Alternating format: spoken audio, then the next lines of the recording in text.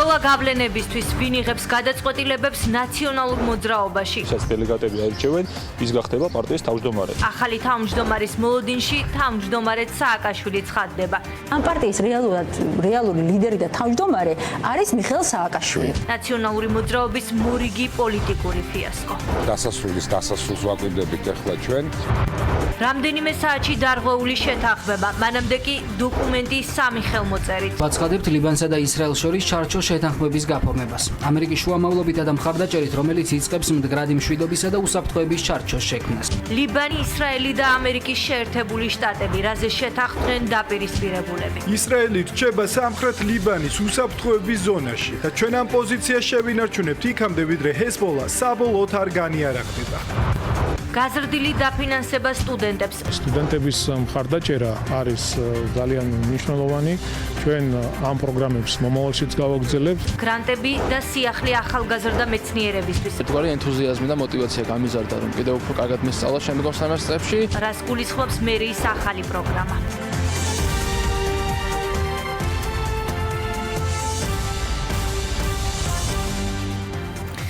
საღამო მშვიდობისა, ეს კურიერია 9 საათზე, მე იზი ბურნაძე ვარ, ვაჯამებ დღის მნიშვნელოვან სიახლეებს.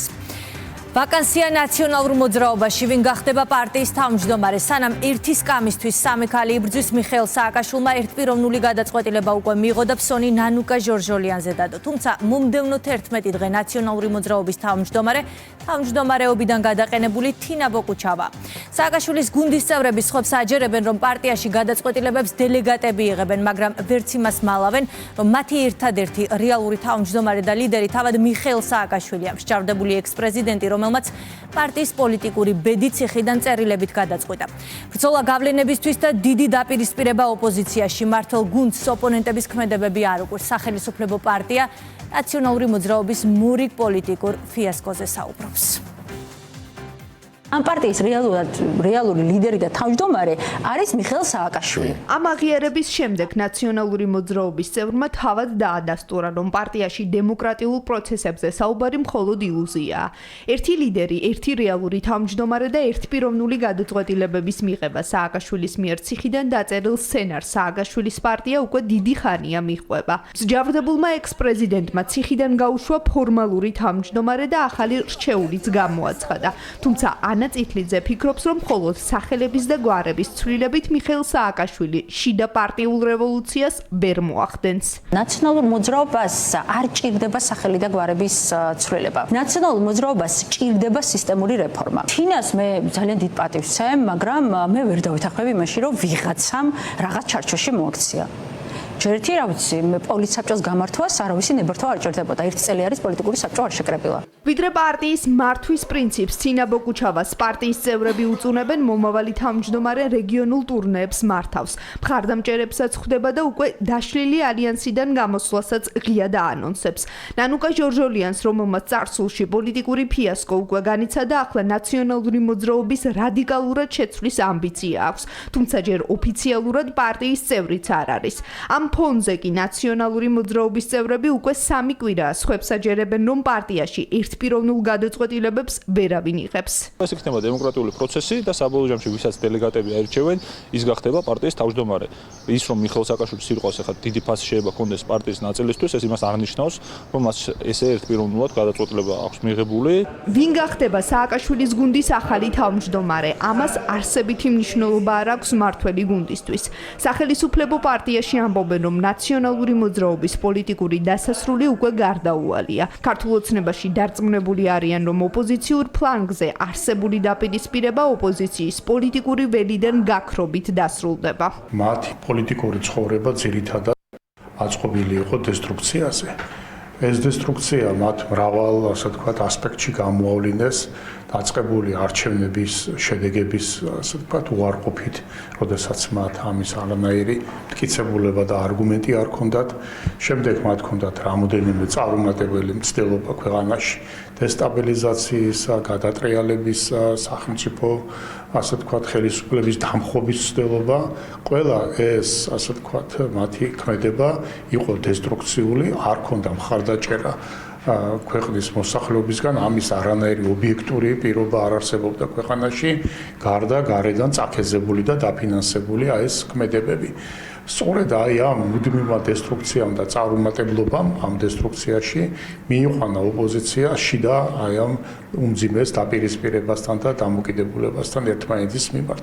რაც ახლა გამოიხატება არა მარტო აი ამ თითქოს და ალიანსის ურთიერთდაპირისპირებაში, არამედ მათ შორის კონკრეტულად ნაციონალური მოძრაობის შიგნით განვითარებულ მოვლენებში. არიან ღრმა კრიზისში და ერთმანეთს აბრალებენ ამ ღრმა კრიზისის მიზეზებს და ერთმანეთთან დაპირისპირებაში ცდილობენ რაღაცა გამოსავალი მოძებნონ. სინამდვილეში ამ ღრმა კრიზისის საფუძველი გახლავთ ის, რომ ისინი ღრმა კრიზისს უმზადებდნენ საქართველოს დესტრუქციას, ეწეოდნენ ქვეყნის წინაშე და ეს ყველაფერი როიტყვიან ბუმერანგივით შემოუტრიალდათ მათ უკან. საკუთარი დეგრადირებული პოლიტიკური სახე რადიკალურმა ოპოზიციამ კვლავ დაანახა ჩვენ საზოგადოებას, ამაში გასაკვირი არაფერი არ არის. ეს პოლიტიკური დასასრული მათი გუშინ და გუშინ წინ არ დაწყებულა, დასასრულის დასასრულს ვაკვირდებით ახლა ჩვენ, ნულოვანი ნდობა საზოგადოებისგან, მუდამ ძიება მხარდაჭერისა ქვეყნის ფარგლებს გარეთ და არა საკუთარ ამომრჩეველთან, საკუთარი სამშობლოსადმი ტრული და მავნებლური დამოკიდებულება და კიდევ ბევრი სხვა მიზეზი არის იმის განმაპირობებელი, რაც ხდება ნაციონალურ მოძრაობაში, რაც ხდება ალიანსში, ის სახეები პოლიტიკურად სრულიად გაცვეთილი, რომელთაც ყველამ კარგად იცის, არანაირი უნარი არ გააჩნიათ, რაიმე პოზიტიური თვითონ ამ პარტიისთვის მაინც გააკეთონ, სწორედ ნაცების ბელადი აი ესეთი სახეების წამოწევას ცდილობს ახლა პოლიტიკურ ზედაპირზე, ეს ყველაფერი საბოლოო ჯამში პოლიტიკური ლანდშაფტის ამ რადიკალიზმისგან გასუფთავებით დასრულდება, რაც აუცილებელი წინაპირობაა ჩვენი ქვეყნის კვლავ დემოკრატიული აღშენებლობის გაღრმავებისთვის, რამე თუ ჯანსაღი ოპოზიცია არის ძალიან მნიშვნელოვანი ფაქტორი იმისთვის, რომ ეს პროცესები პოზიტიურად განვითარდეს. ოპოზიციაში დაპირისპირება ჯერ კიდევ ეგრეთ წოდებული ალიანსიდან დაიწყო, მაშინ როცა 9 პარტია გაერთიანებიდან ორ თვეში დაიშალა. ალიანს მიღმა დარჩენილ სააკაშვილის გუნდში კი შიდა დაპირისპირება თავად სააკაშვილმა გამოიწვია, რომელიც საკუთარი პარტიის წევრების ნაწილის კრიტიკის მიზეზი ერთპიროვნული და შეუთანხმებელი გადაწყვეტილებების გამო გახდა.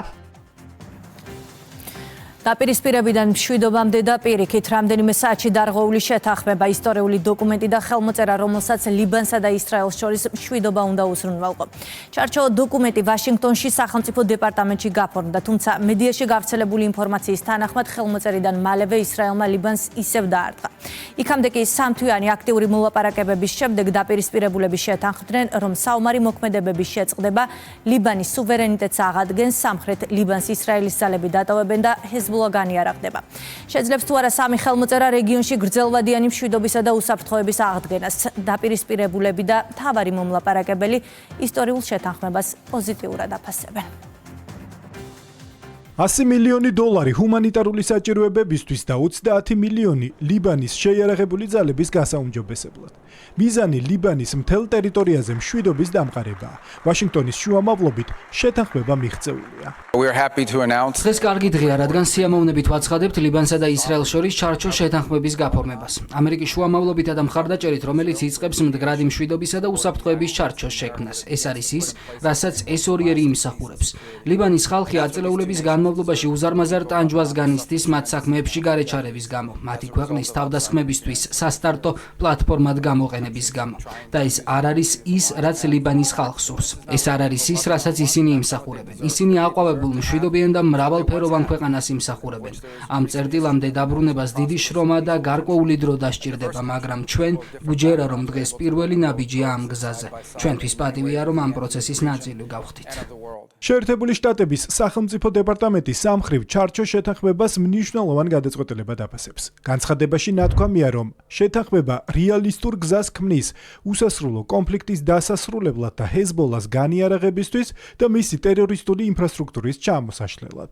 გვინდა მადლობა გადაუხადოთ ყველას ვაშინგტონში ამ ისტორიული მოლაპარაკებების მასპინძლობისა და ხელშეწყობისთვის. ეს შეთანხმება ლიბანის სუვერენიტეტისა და ტერიტორიული მთლიანობის აღდგენის, საომარი მოქმედებების მუდმივად შეწყვეტის, უზრუნველყოფის და მოსახლეობის სამშობლოში დაბრუნების გზაზე პირველი ნაბიჯია. ეს იყო ინტენსიური რთული მოლაპარაკებები, მაგრამ ჩვენ მივახციეთ ჩარჩო შეთანხმებას, რომელიც საშუალებას მოგცემს მივახციოთ სრულ მშვიდობას ჩვენ ორ ქვეყანას შორის. ჩემთვის მნიშვნელოვანია გავიმეორო, რომ ისრაელი და ლიბანი არ არიან ომში. ისრაელი ომშია ჰეზბოლასთან, რადგან ჰეზბოლა ირანის მარიონეტია. შეთანხმება ხელს უწყობს ისრაელის ყოფნას უსაფრთხოების ზონაში მანამ, სანამ ლიბანის არმია საკმარისად ძლიერი არ იქნება და საკმარისად უზრუნველყოფილი, რათა აიღოს სრული პასუხისმგებლობა ლიბანის სუვერენიტეტზე. საერთაშორისო მედიის ცნობით, ხელმოწერილი დოკუმენტი სამხრეთ ლიბანიდან ისრაელის ჯარების ნაწილობრივ გაყვანას გულისხმობს. ისრაელის პრემიერ-მინისტრმა ბენიამინ ნეთანიაჰუმ განაცხადა, რომ ხელმოწერილი შეთანხმება ისრაელელ ჯარისკაცებს ბუფერულ ზონაში დარჩენის საშუალებას მისცემს. ნეთანიაჰუ ამბობს, რომ ისრაელი სამხრეთ ლიბანში ორ საპილოტე ზონას შექმნის. ყველაზე მნიშვნელოვანი ის არის, რომ პირველ რიგში ისრაელი რჩება სამხრეთ ლიბანის უსაფრთხოების ზონაში. ეს დიდი მიღწევაა და ჩვენ მას ვინარჩუნებთ მანამ, სანამ ჰეზბოლა არ განიარაღდება და სანამ ისრაელის სახელმწიფოსთვის საფრთხე იარსებებს. ეს ასევე დიდი დარტყმაა ირანისთვის. ირანი ცდილობს გვაიძულოს სამხრეთ ლიბანიდან გასვლა. ისრაელი, ლიბანი და შეერთებული შტატები კი ირანს ეუბნებიან, ეს თქვენი საქმე არ არის. თქვენ არანაირი როლი არ გაქვთ ლიბანში, არც თქვენ, არც ჰეზბოლას და არც რომელიმე ტერორისტულ ორგანიზაციას. სამხრივი შეთანხმების მიღწევას ლიბანის პრეზიდენტიც მიესალმა. ჟოზეფ აუნი დარწმუნებულია, რომ ერთობლივი ძალებით ლიბანის სუვერენიტეტს და უსაფრთხოებას აღადგენს. შეთანხმება ქვეყნის სუვერენიტეტის სრული აღდგენისკენ გადადგმული პირველი ნაბიჯია. ეს საშუალებას მისცემს ხალხს დაუბრუნდეს საკუთარ სახლებს, ლიბანის სახელმწიფოს სუვერენიტეტის ქვეშ. ჩვენ გავაგრძელებთ მუშაობას მანამ სანამ ეს სრულად არ მოხდება. ლიბანისა და ისრაელის წარმომადგენლებს შორის მოლაპარაკებები აპრილის თვიდან მიმდინარეობს. სამხრივ ჩარჩო შეთანხმებას მხარეებმა ხელი შეერთებული შტატების შუამავლობით მოაწერეს. საქართველოს დახმარების ხელი უკრაინას მთავრობის ფინანსური მხარდაჭერით შექმნილი საზაფხულო ბანაკი უკრაინელ ბავშვებს მასპინძლობს. მათ დღეს პრემიერ-მინისტრი შეხვდა. ირაკლი კობახიძემ ბავშვებს სადილზე უმასპინძლა. საწყის ეტაპზე ბანაკის სტუმრები შეიარაღებული ძალების მოსამსახურეების შვილები. ომის შედეგად დაობლებული ბავშვები და მათი თანხლები პირები არიან კიევიდან. ბანაკის სტუმრები 10 დღის განმავლობაში კულტურულ შემეცნებით და გასართობ ღონისძიებებში ჩაერთვებიან. მოეწყობა ექსკურსიები თბილისში, ბოდბეში, სიღნაღსა და თელავში. 15 ივლისს კი ბანაკი მეორე ნაკადს სუმიდან ეროვნული გვარდიის სამხედრო მოსამსახურეების შვილებს უმასპინძლებს.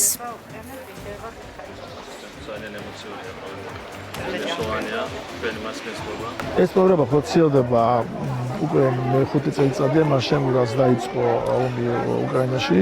დიდი მადლობა მე და გადავხადოთ პრემიერ-მინისტრს, მისი უშუალო ხელმძღვანელობით ხორციელდება ეს პროგრამა. ჩვენ ვცდილობთ რომ ჩამოვიყვანოთ უკრაინელი ბავშვები კონკრეტულად იმ რეგიონებიდან, რომელსაც ყველაზე მეტად არის დაზარალებული ომისგან.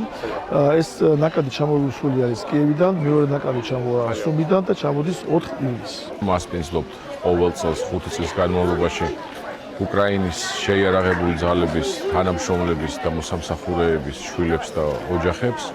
ეს არის ძალიან მნიშვნელოვანი ღონისძიება, რაც ხელს უწყობს ჩვენს ქვეყნებს და ჩვენს ხალხებს შორის მეგობრობის და ურთიერთობის გაღრმავებას და გაძლიერებას. ჩვენ სტუმრებს შესაძლებლობა აქვთ გაეცნონ საქართველოს კულტურულ მემკვიდრეობას, საქართველოს კუთხეებს, მრავალფეროვნებას, ტრადიციებს.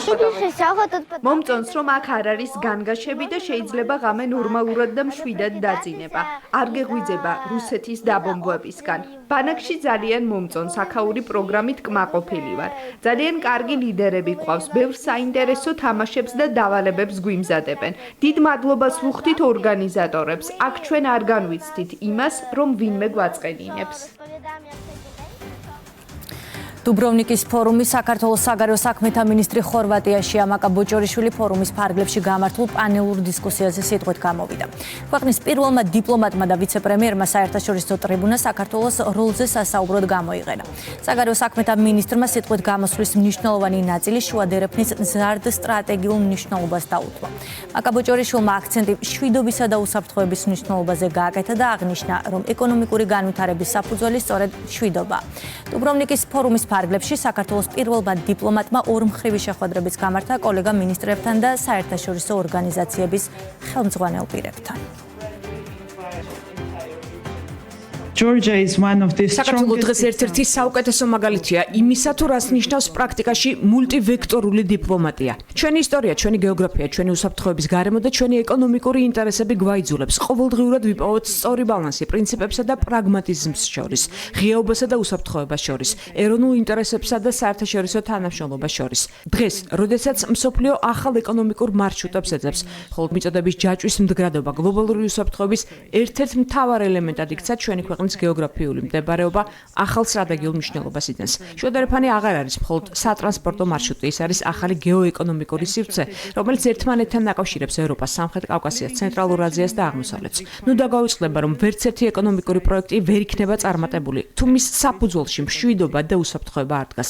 ქვეყანა, რომლის ტერიტორიის 20% ოკუპირებულია რუსეთის მიერ, მშვიდობაზე სხვებზე მეტ საუბრობს, არა იმიტომ, რომ სუსტი, არამედ იმიტომ, რომ ყველაზე კარგად იცის მშვიდობის ფასი. სწორედ ამიტომ საქართველოს საშინაო და საგარეო პოლიტიკის ერთ-ერთი მთავარი ამოცანა მშვიდობისა და სტაბილურობის უზრუნველყოფაა. სწორედ მშვიდობის უზრუნველყოფა მაკროეკონომიკურმა სტაბილურობამ და თანმიმდევრულმა ეკონომიკურმა პოლიტიკამ მისცა საქართველოს შესაძლებლობა ბოლო წლებში ერთ-ერთ ყველაზე სწრაფად მზარდ ეკონომიკად ჩამოყალიბებული იყო ევროპისა და ფართო რეგიონის მასშტაბით, საშუალოდ დაახლოებით 9%-იანი ეკონომიკური ზრდით. ჩვენი საგარეო პოლიტიკა ეფუძნება მარტივ, მაგრამ მნიშვნელოვან პრინციპს. მრავალვექტორული დიპლომატია ჩვენთვის არ ნიშნავს არჩევანს პარტნიორებს შორის, ის ნიშნავს მეტი პარტნიორის შეძენას. ჩვენ აქტიურად ვაღრმავებთ თანამშრომლობას ცენტრალური აზიის ქვეყნებთან, ვაძლიერებთ ურთიერთობებს შავი ზღვის რეგიონში, ვავითარებთ კავშირებს ახლო აღმოსავლეთსა და აზიის ეკონომიკებთან. საქართველოს თავისუფალი ვაჭრობის შეთანხმებები აქვს მსოფლიოს უმსხვილეს ბაზრებთან. საქართველოს მრავალვექტორული საგარეო პოლიტიკა არასოდეს ნიშნავდა და არც ნიშნავს ჩვენი სტრატეგიული არჩევანის ბუნდოვანებას. ევროპა ჩვენთვის მხოლოდ პოლიტიკური ან ეკონომიკური გაერთიანება არ არის, ეს არის ღირებულებების სივრცე და სწორედ ამიტომ ევროკავშირში ინტეგრაცია საქართველოს მტკიცე სტრატეგიული არჩევანია. ამავე დროს მიგვაჩნია, რომ ძლიერი ევროპა სწორედ ღია პარტნიორობებით, ურთიერთდაკავშირებულობითა და სანდო პარტნიორების ფართო ქსელით ძლიერდება. საქართველოს მზად არის ამ პროცესში საკუთარი წვლილი შეიტანოს. ბრიუსელის მცდელობა იზოლაციის პოლიტიკით უპასუხოს საქართველოს. ქვეყანას, რომელიც ევროპის დაკავშირებადობისთვის სასიცოცხლოდ მნიშვნელოვანია და წლების განმავლობაში სანდო პარტნიორია, არა მხოლოდ უსამართლო, არამედ სტრატეგიული შეცდომა. საქართველოს სახელმწიფო უსაფრთხოების სამსახურის უფროსი კი ერევანში იმყოფებოდა. გეკა გელაძე ოფიციალური ვიზიტის ფარგლებში სომხეთის შინაგან საქმეთა ministrs შეხვდა. შეხვედრაზე მხარებმა უწყებათა შორისი თანამშრომლობის გაღრმავებისა და უსაფრთხოების სფეროში პარტნიორობის პერსპექტივები განიხილეს. იქამდე სახელმწიფო უსაფრთხოების სამსახურის უფროსისა და სომხეთის ეროვნული უსაფრთხოების სამსახურის დირექტორის პირისპირ შეხვედრა გაიმართა. გეკა გელაძემ და ადრანიკ სიმონიანმა სტრატეგიულ პარტნიორობასა და რეგიონულ გამოწვევებზე ისაუბრეს. მხარებმა სასაცხოვრო დაცვის სამსახურის სპეციალური დანიშნულების რაზმების სადემონსტრაციო წვრთნები და სამხედრო ტექნიკა დაათვალიერეს. რის შემდეგაც დაღუპულ მესაზღვრეთ ახსოვნას პატივი მიაგეს და მემორიალი გვირგვინით შეამკეს. ერევანში ოფიციალური ვიზიტის ფარგლებში სუსის უფროსი სომხეთის საგარეო დაზვერვის სამსახურის ხელმძღვანელსაც შეხვდა. გეკა გელაძემ და ქრისტინე გრიგორიანმა სამხრეთ კავკასიის რეგიონში არსებული უსაფრთხოების გარემო განიხილეს. ისაუბრეს უწყებათა შორისი თანამშრომლობის გაძლიერებაზეც.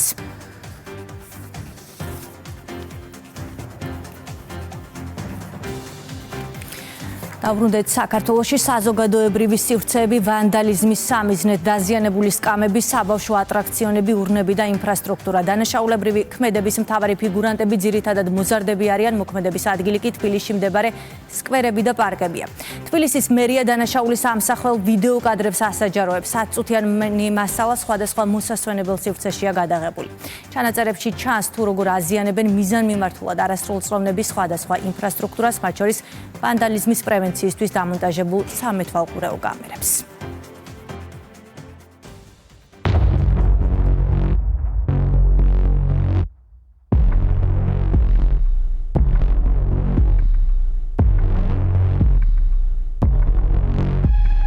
ვანდალიზმის ფაქტები თბილისში სხვადასხვა დროს და ადგილასაა გადაღებული. სამეთვალყურეო კამერებში ძირითადად მოზარდები ჩანან. ინფრასტრუქტურის მიზანმიმართულად დაზიანების დროს ხშირად თავადაც ზიანდებიან.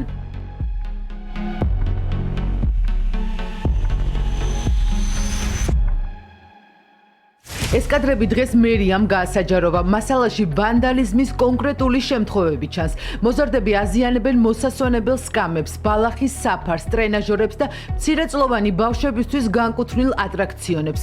სანაგვე ურნებს ცეცხლს უკიდებენ. ერთ-ერთ საბავშვო სივრცეში არასრულწლოვანებმა გასართობ ხის სახლებს ცეცხლი მოუკიდეს და გაიქცნენ. ხშირია შემთხვევები, როდესაც დანაშაულის დაფარვის მიზნით მერიის ვიდეო კამერებსაც აზიანებენ.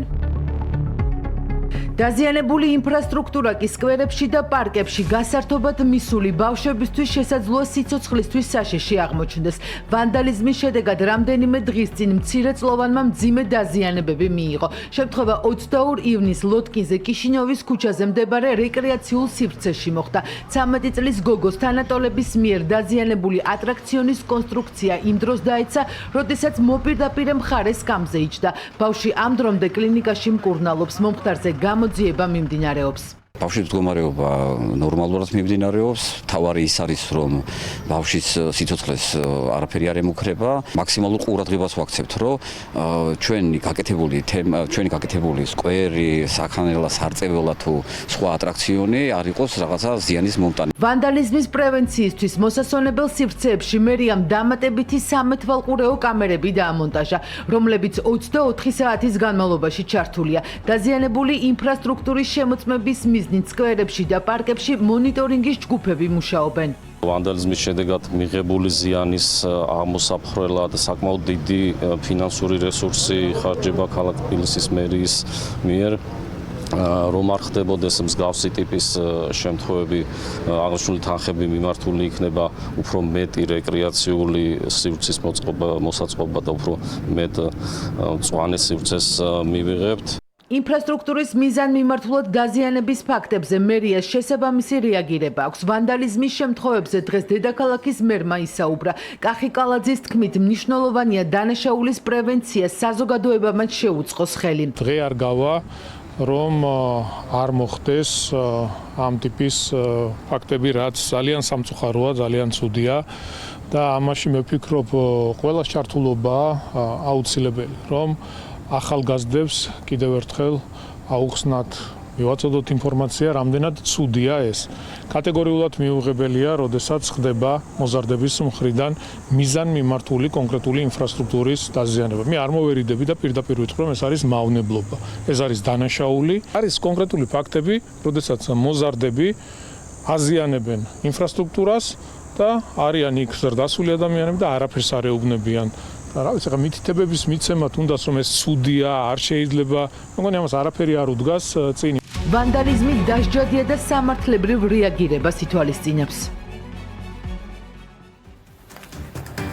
გაზრდილი დაფინანსება სტუდენტებისთვის და ახალი პროგრამა ახალგაზრდა მეცნიერებისთვის. უმაღლესი განათლების ხელმისაწვდომობის მიზნით თბილისის მერია სტუდენტთა სწავლის დაფინანსების პროგრამას ესერტის. წარმატებული მაგისტრანტების სტიპენდია სემესტრულად 562 ლარის ნაცვლად 1000 ლარი ხდება. კვლევითი გრანტებით კი ის სტუდენტები დაფინანსდებიან, რომლებიც თბილისის გამოწვევების გადაჭრასა და ინოვაციური იდეების შემუშავებაზე იმუშავებენ. ახალგაზრდა მეცნიერები თბილისისთვის. მერიის ახალი პროგრამა სექტემბრიდან ამოქმედდება.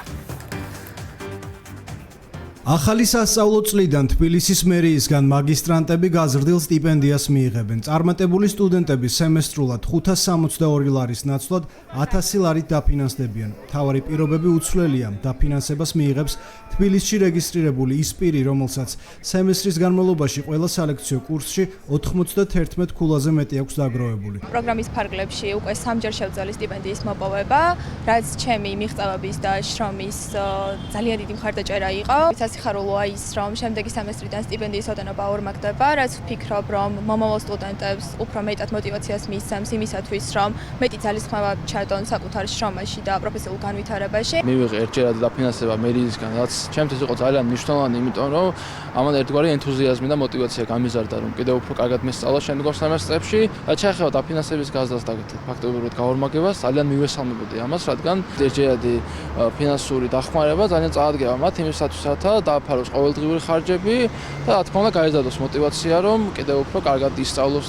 სტიპენდიის ზრდის მიზეზი მთავრობის გადაწყვეტილებაა. მერის ის თანხა, რომელიც შემოდგომის სემესტრიდან მოწყვლადი ჯგუფების პირველ კურსზე სწავლისთვის უნდა დახარჯულიყო, სრულად სახელმწიფო დაფარავს. ამიტომ თბილისის მერის გადაწყვეტილებით გამოთავისუფლებული თანხები სრულად სამაგისტრო სტიპენდიაზე გადანაწილდება. აღსანიშნავია, რომ იმ სტუდენტებს, რომლებიც ბაკალავრის საფეხურზე მერიისგან ფინანსდებიან, მხარდაჭერა სწავლის დასრულებამდე შეუნარჩუნდებათ. ამ მიმართულებით მიმდინარე წელს დაფინანსება მიიღო 1175-მა სოციალურად დაუცველმა სტუდენტმა, 366-მა მრავალშვილიანი ოჯახის წევრმა და 376-მა შეზღუდული შესაძლებლობის მქონე სტატუსის მქონე პირმა. გავაორმაგეთ სტიპენდია, რომ მეტი სტიმული მივცეთ წარჩინებულ სტუდენტებს, აქამდე ფინანსდებოდა სოციალურად დაუცველი შიშიმოპირები და ასევე მრავალშვილიანი ოჯახების სტუდენტები. პროგრამის ფარგლებში 1000-ობით სტუდენტმა ისარგებლა ამ პროგრამით და უფასოდ მიიღო უმაღლესი განათლება. თბილისის მერიის კულტურის, სპორტისა და განათლების სამსახურში კიდევ ერთ სიახლეზე მუშაობენ. ახალგაზრდებისთვის ახალი პროგრამა იქმნება, რომლის ბიუჯეტი 9 მილიონ ლარამდეა. ახალგაზრდა მეცნიერები თბილისისთვის. ამ პროგრამის ფარგლებში კვლევითი გრანტებით დაფინანსდებიან სტუდენტები, რომლებიც დედაქალაქის გამოწვევების გადაჭრასა და ინოვაციური იდეების შემუშავებაზე იმუშავებენ. საგრანტო კონკურსების გამოცხადება გვექნება შემოდგომაზე, რომელიც ორიენტირებული იქნება მუნიციპალური საკითხების, გარემოს დაცვა, ჯანდაცვა, სპორტი, განათლება, ურბანული საკითხები, ამ მიმართულებით სხვადასხვა ტიპის კვლევები და ინოვატორული გადაწყვეტის გზების მოწოდებაზე. ამ მიმართულებით ყოველწლიური კონკურსი გვექნება და წელს პირველად გავაკეთებთ კონცეფციის პრეზენტაციას. სტუდენტების სახალისების პროგრამებს თბილისის მერია 2015 წლიდან ახორციელებს. მთავარი მიზანია ფინანსური ბარიერის შემცირება, განათლების ხელმისაწვდომობის გაზრდა, დედაქალაქში მცხოვრები ახალგაზრდების ხელშეწყობა და მათი პროფესიული წინსვლის მხარდაჭერა. თბილისის მერის განცხადებით, ახალგაზრდების მხარდაჭერა მერიის უცვლელი პრიორიტეტია და მათ ინტერესებზე მორგებული პროგრამები მომავალშიც გაგრძელდება. ის ცვლილება, რომელიც ჩვენ მთავრობის ხომაზე გავაანონსეთ, ძალიან საინტერესოა და უფრო დარწმუნებული ვარ, უფრო დიდ мотивაციას მიცემს სტუდენტებს. ზოგადად სტუდენტების მხარდაჭერა არის ძალიან მნიშვნელოვანი. ჩვენ ამ პროგრამებს მომავალშიც გავაგრძელებთ და ჩვენი შესაძლებლობის ფარგლებში, რა თქმა უნდა, გვერდით დაუდგებით და მხარს დაუჭერთ ახალგაზრდებს, რომ თავიანთი შესაძლებლობები უკვე რეალობად აქციონ. ისწავლე და დასაქმდი. ეს თბილისის მერიის კიდევ ერთი პოპულარული პროგრამაა, რომლის დახმარებითაც ათასობით მოქალაქე უკვე გადამზადდა. პროექტი თბილისელებს საშუალებას აძლევს ყველაზე მოთხოვნადი პროფესიები შეისწავლონ და დასაქმდნენ. პროგრამა ამ დროისთვის 100-მდე სხვადასხვა სპეციალობას აერთიანებს. გასტრონომიული ფესტივალი იმერეთში ისტორიული თეთრი ხიდი წარსულსა და აწმყოს აერთიანებს. სტუმართმოყვარეობით გამორჩეულ მხარეში გემოფესტი მხოლოდ კულინარიული ღონისძიება არ არის, ეს ტრადიციებისა და არომატების ნამდვილი ზეიმია. ფესტივალმა წელს ადგილობრივი მზარეულები, მეღვინეები და მეწარმეები გააერთიანა, რომლებიც ადგილზე მისულ სტუმრებს იმერული სამზარეულოს მრავალფეროვნებას აცნობენ. გემოფესტის მთავარი მიზანი კი გასტრონომიული ტურიზმის განვითარება და იმერეთში მოგზაურთა ნაკადის გაზრდა.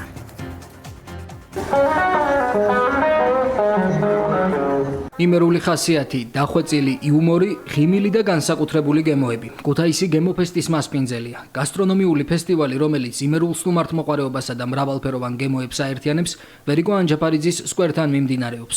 ისტორიულ თეთრ ხიდთან გერძებად ქცეული შედევრები ძველი ქალაქის ახალ კულინარიულ ისტორიას წერს. ადგილობრივი მეწარმეებისთვის იდეალური საშუალებაა იმისთვის, რომ საკუთარი თავი წარმოაჩინონ და ეს ტრადიციული ხაზი, რომელიც და კულინარია, რომელიც ქუთაისს ძალიან უხვად და მრავლად აქვს, დღეს შეგვიძლია მოდერნიზება მოვახდინოთ და ადგილზე მოსულ ადამიანებს გავაცნოთ ჩვენი მართლა მდიდარი გასტრონომია. გემოფესტში იმერეთიდან 18 ობიექტი მონაწილეობს. მასპინძლების სტუმრებს ძველ და თანამედროვე ვერსიით იმერულ კერძებს სთავაზობენ.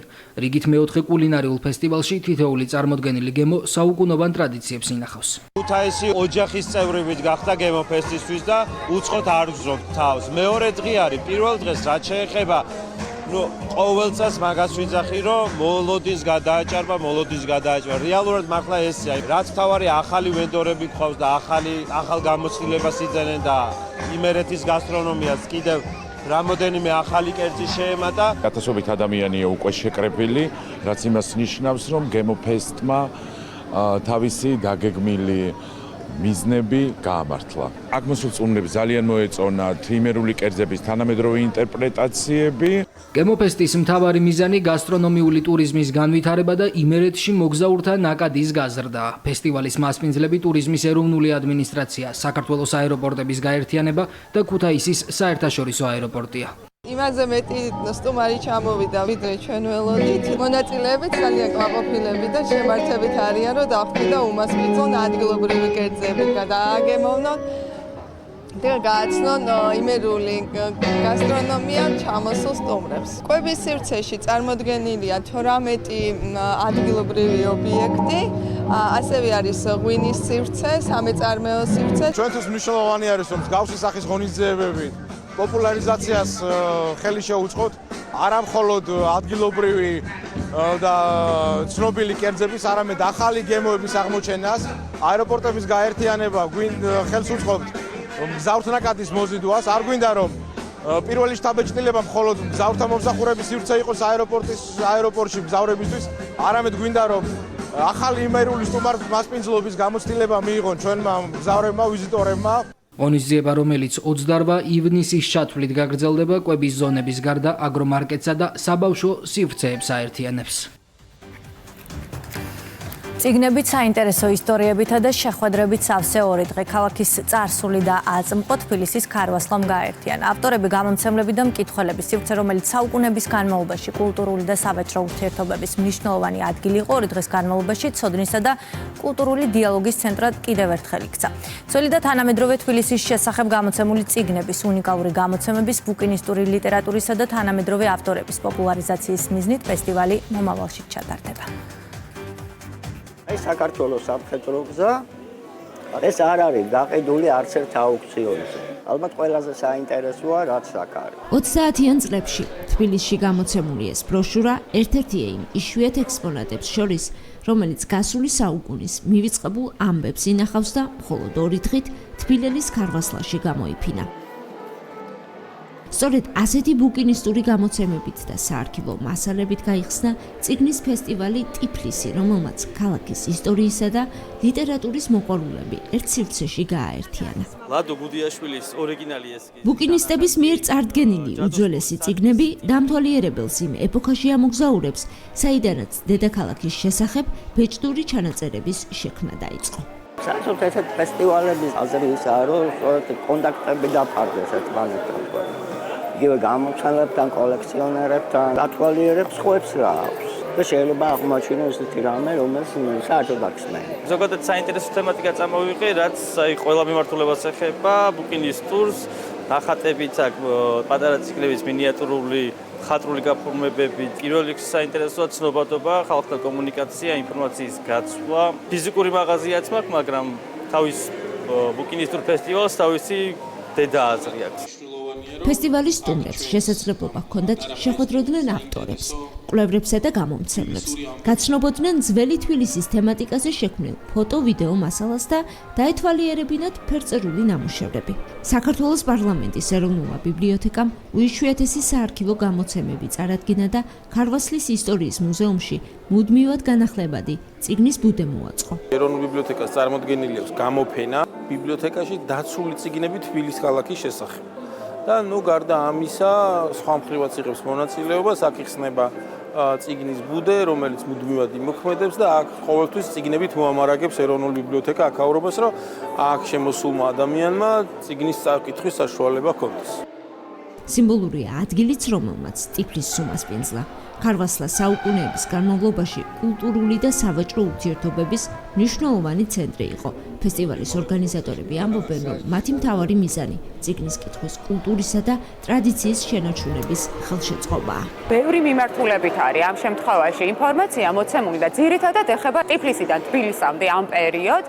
არის როგორც რუკები, ასევე ქუჩები, ისტორიები, მკვლევარების შესახებ, მოგზაურების შესახებ, აღწერა რითი იყო ჩვენი დედაქალაქი უნიკალური. მოგეხსენებათ, რომ ბუკინისტური მიმართულება მსოფლიოში ერთ-ერთი ყველაზე საინტერესო, მიმზიდველი და პოპულარული არის დღეს და ჩვენც ამ შემთხვევაში ამ მიმართულებას უწევთ პოპულარიზაციას. ტიფლისი თბილისის მერიისა და ეროვნული ბიბლიოთეკის მხარდაჭერით პროექტების ქოლგა და თბილისის იდუმალი ბაღების ორგანიზებით გაიმართა. ასეთ იყო კურიერი 9 საათზე. დარჩით რუსთავი ორზე, წინ გელოდებათ სპორტი ლაშა დვალიშვილთან ერთად. ნახვამდის.